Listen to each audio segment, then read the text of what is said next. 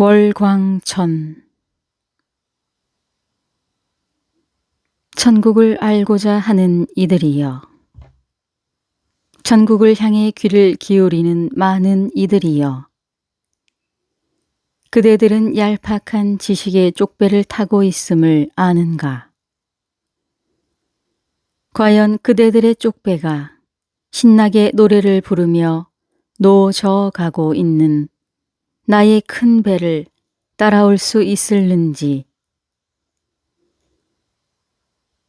아직 때가 늦지 않았으니 곰곰이 잘 생각해보고 판단하기 바란다. 공연히 섣부른 자만심에 바다 한가운데까지 따라왔다가 길을 잃고 헤매지 말기를. 나는 지금 천국의 노래를 부르고 있으나 아마도 그것을 완전히 이해하는 사람은 드물 것이다. 될 수 있다면 그대들이 안식처로 되돌아가기를 바랄 뿐이다. 왜냐하면 내가 지금 가고자 하는 바다는 그 누구도 가보지 못한 신비한 바다이기 때문이다. 나의 배는 예지의 신 미네르바가 돛이 되고 빛과 노래의 신 아폴론이 귀가 되어 인도하며 예술의 9 여신들이 나침반이 되어 보호해 주고 있다.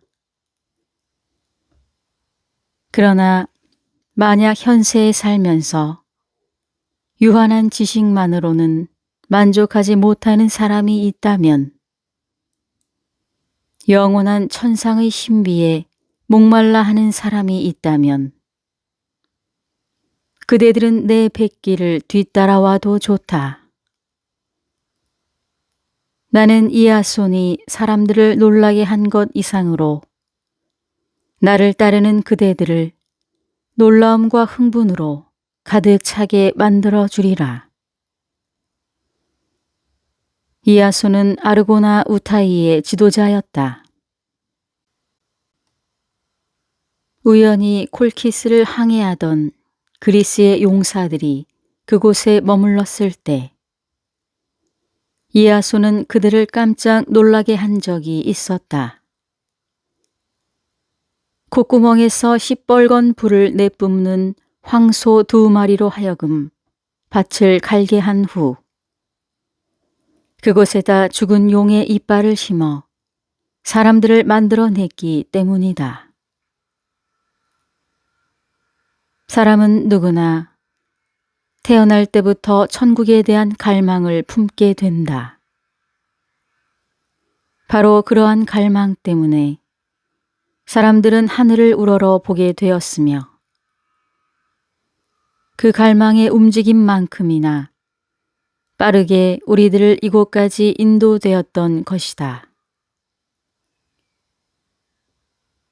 베아트리체는 하늘을 바라보고 있었다.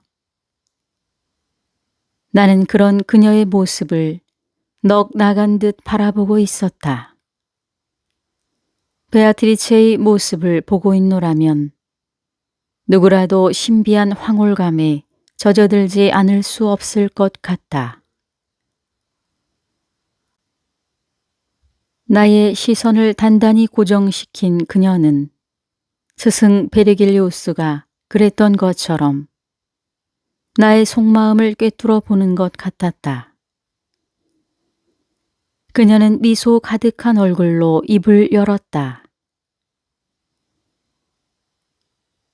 주님께 감사드리세요. 주님은 우리를 첫 번째 별인 월광천으로 인도해 주셨습니다. 주위를 둘러보니 과연 그녀가 말한 대로 우리는 어느덧 첫 번째 여행지에 와 있었다. 월광천은 태양빛을 받아 금강석처럼 빛을 발하고 있는 곳이었다. 주위로 솜사탕 같은 구름이 내려와 베아트리체와 나를 감싸고 있었다. 바다가 갈라지지 않고서도 제 몸속 깊숙이 빛을 받아들이듯 이 영원한 진주인 달 역시 우리를 자신의 몸 안으로 받아들여 주는 것처럼 느껴졌다. 사실 한 물체가 다른 한 물체와 서로 결합된다는 것은 생각할 수 없는 것이다. 두 개의 물체가 동시에 동일한 공간을 차지할 수 없다는 물리적 법칙에 의한다면 그것은 결코 있을 수 없는 일이었다. 하지만 나는 나의 육신과 이곳 월광천이 합일됨을 느꼈다. 이러한 사실로 미루어 인성과 신성이 하나로 합일된 바로 그 본질인 예수 그리스도를 보고 싶어하는 열망이 내게 불타오르고 있음을 나는 알 수 있었다. 비록 그 모든 것을 논리적으로 설명할 수는 없지만 이곳 천국의 경이로운 신비는 믿음의 본질로밖에 파악할 수 없는 일이었다. 저 추악한 현세로부터 이곳까지 나를 이끄신 복된 주님의 은총에 진심으로 감사와 찬미를 드립니다. 나는 기도를 마치고 베아트리체를 향해 말하였다. 베아트리체, 떨쳐버릴 수 없는 한 가지 의문을 당신이 풀어주어야겠소. 달의 이 검은 반점은 대체 무엇이요? 현세에 있는 사람들은 카인과 관련된 일로 알고 있소. 그녀는 잠시 미소를 짓더니 이윽고 입을 열었다. 카인의 전설에 대해서는 평범한 사람들뿐 아니라 지식 있는 현자들까지도 그릇되게 알고 있는 것 같더군요. 모든 인식의 출발은 감각에서부터 출발합니다. 그러한 감각의 열쇠가 열리지 않으면 사람들의 생각이 그릇될 수밖에 없지요. 하지만 감각만으로 이곳의 일을 설명하기란 부족합니다. 감각만을 따르는 이성은 짧은 날개라고 볼 수 있지요. 짧은 날개를 가지고서는 잘 날 수 없다는 건 분명한 일입니다. 그럼 먼저 당신은 이 검은 반점에 대해 어떻게 생각하시나요? 그녀의 물음에 나는 생각하고 있는 대로 대답했다. 이곳에서 다양하게 보이는 짙고 엷은 반점들은 아마도 달의 밀도 때문인 것 같소. 그러나 그녀는 고개를 내저었다. 지금부터 제가 하는 말을 귀담아 들으신다면 당신의 생각이 얼마나 큰 오류인지를 깨닫게 될 것입니다. 8번째 하늘 항성천에는 수많은 별들이 떠 있지요. 그 별들은 각각 크기나 빛의 밝기가 모두 다릅니다. 그 무수한 별들이 우리 눈에 천차만별로 보이는 이유가 단지 별의 밀도에서 비롯된다면 모든 별들의 움직임이 한결같을 것이고 오직 다른 것은 별의 크고 작음에 지나지 않아야 합니다. 그러나 실제로 별들은 각기 작용이 모두 다르지요. 그렇게 별이 다양해 보이는 까닭은 따로 있습니다. 베아트리체는 스콜라 철학자들이 주장하는 진료 형상론을 예로 들어가며 자세하게 설명해 주었다. 아리스토텔레스가 창시하고 스콜라 철학이 계승 발전시킨 진료 형상론에 의하면 모든 물체의 구성 원리는 두 가지로 나누어집니다. 하나는 진료이고 또 다른 하나는 형상이지요. 일반적으로 보자면 진료는 수동성을 나타내고 형상은 능동성을 나타내는 원리입니다. 나는 그녀가 예를 들어 설명하는 것과 이 반점에 어떤 관계가 있는 것인지 도무지 이해가 되지 않았다. 그 형상과 진료가 이 반점들과 무슨 연관이 있다는 거요? 제가 그 이야기를 꺼낸 이유는 당신이 범하고 있는 오류를 지적하기 위해서입니다. 당신의 이론대로라면 모든 것이 무로 돌아가야 한다는 논리죠.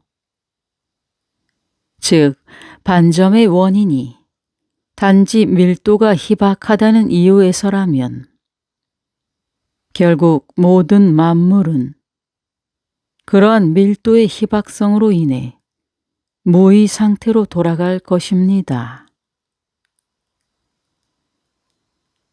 그녀의 말만으로는 정확히 이해를 할 수가 없었다. 내가 계속해서 의아한 표정을 짓자 그녀는 차근차근 설명을 해 나갔다.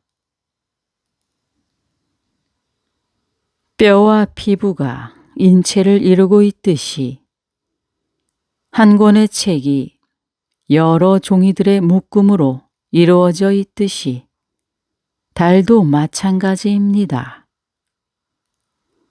달도 밝은 부분과 짙은 부분이 층을 이루어 서로 접해 있다는 것입니다. 나는 약간 고개를 끄덕였다. 이제 어느 정도 의문이 풀리기 시작했기 때문이다. 그럼 아까 얘기했던 진료 형상론은 그것과 어떤 관계가 있는 것이오? 베아트리체는 부드러운 얼굴로 내 질문에 친절히 답해 주었다. 첫 번째의 진료만으로는 진리가 될 수 없지요. 일식 현상을 보면 분명하게 알 수 있습니다. 어떠한 종류의 투명체라도 그 빛을 투사하는 태양빛은 그대로 통과되어야 마땅하지요. 그러나 실제로는 그렇지 못하기 때문에 우리는 두 번째의 형상에 관심을 가질 필요가 있는 것입니다. 조금 이해가 되시나요? 조금 알 듯도 하였으나 솔직히 말하자면 장님이 코끼리를 더듬는 기분이었다. 나는 우물쭈물 말을 못하고 그냥 애매한 표정만 짓고 있었다. 그녀는 좀 더 구체적으로 설명해 주었다. 어떤 물체가 있을 때 그것을 빛이 뚫고 통과하지 못하는 상태라면 거기에는 빛을 막는 그 무언가가 있다는 얘기가 됩니다. 예를 들어 거울을 보면 빛을 통과시키지 않고 반사되는 것을 볼 수 있습니다. 왜냐하면 거울의 뒷면에 납이 발라져 있어 빛의 통과를 막고 있기 때문이지요. 그때 나는 또 한 가지 의문이 생겼다. 거울에서 반사되는 빛의 명암의 차이는 거리가 가깝고 먼 것에 관계 있는 것 아니었소?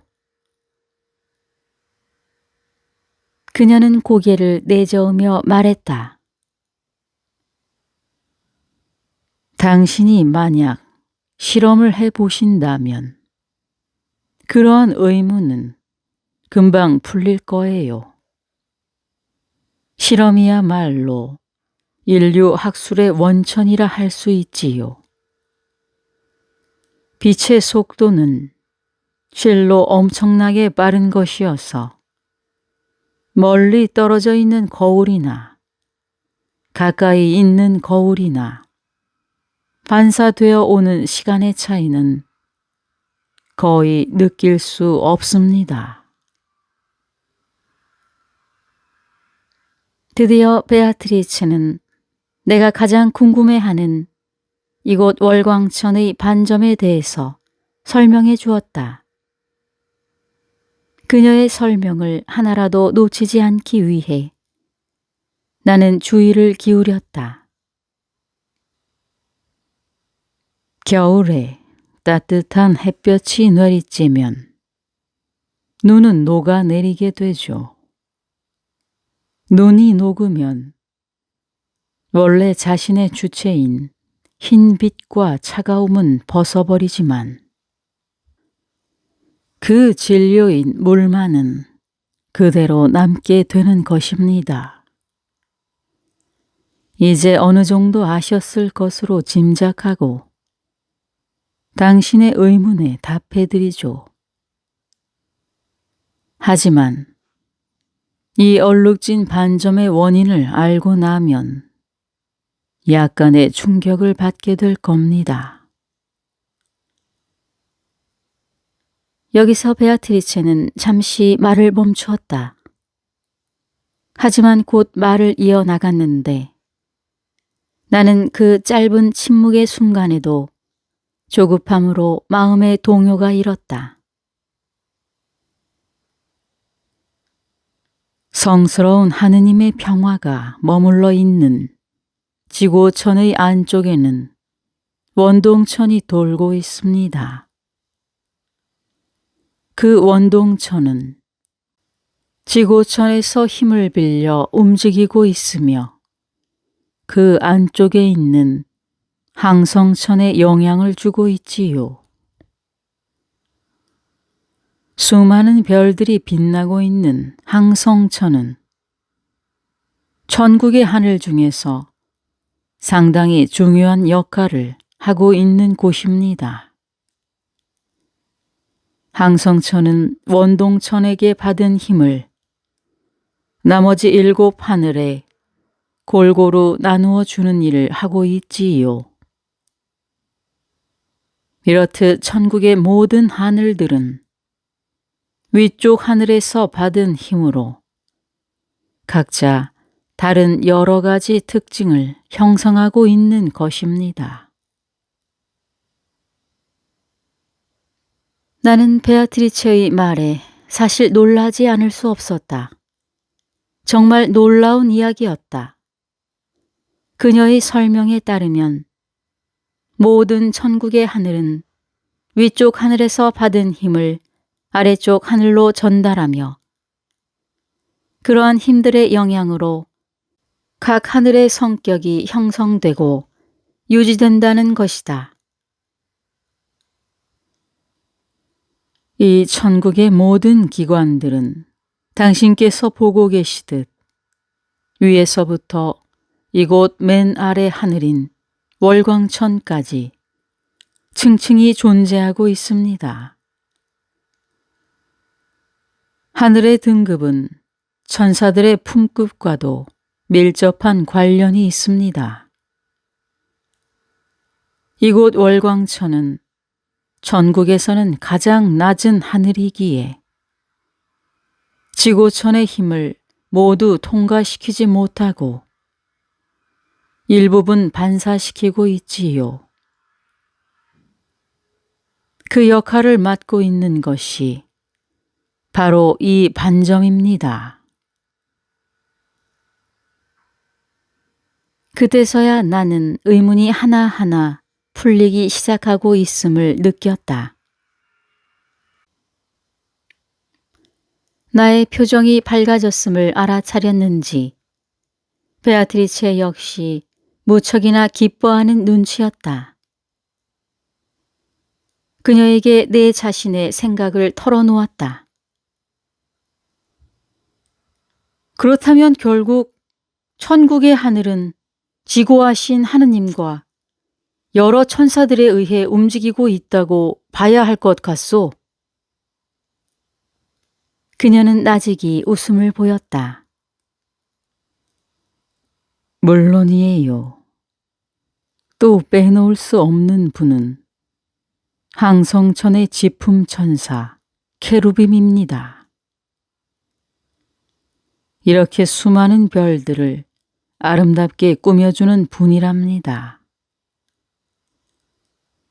그분은 에덴 동산을 감시하고 또 하느님의 옥좌도 지켜드리죠. 항성천은 어떠한 곳이요? 베아트리체는 항성천의 다양한 능력을 사람의 몸에 비유하며 설명했다.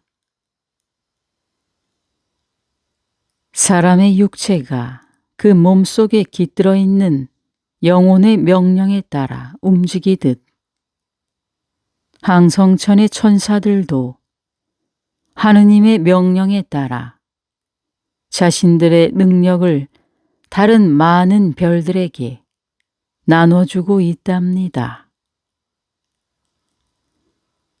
그렇듯 항성천에서는 보배로운 힘을 원동천으로부터 받아 각각의 하늘에 이어주고 있는 것이지요. 그녀는 멈추지 않고 설명을 계속해 나갔다. 천사들은 전능하신 하느님의 은총으로 인해 항상 기쁨으로 충만한 상태입니다. 환희에 차면 눈동자가 더욱 빛나게 되듯 별들도 마찬가지입니다. 온 천국에 기쁨이 더하면 더할수록 별빛은 강해지는 것이지요. 별들 하나하나가 각기 빛이 다르게 보이는 까닭은 예지의 힘에서 비롯되는 것일 뿐 밀도 때문은 아니랍니다. 그런 힘이야말로 형상 원리로서 빛과 어둠을 낳는 원인이 됩니다. 하느님의 이런 권능과 위엄은 시작과 끝도 없이 영원하시기 때문에 온 세상의 모든 만물들이 하느님을 경배하며 감사와 찬미와 영광의 노래를 부르고 있는 것이지요.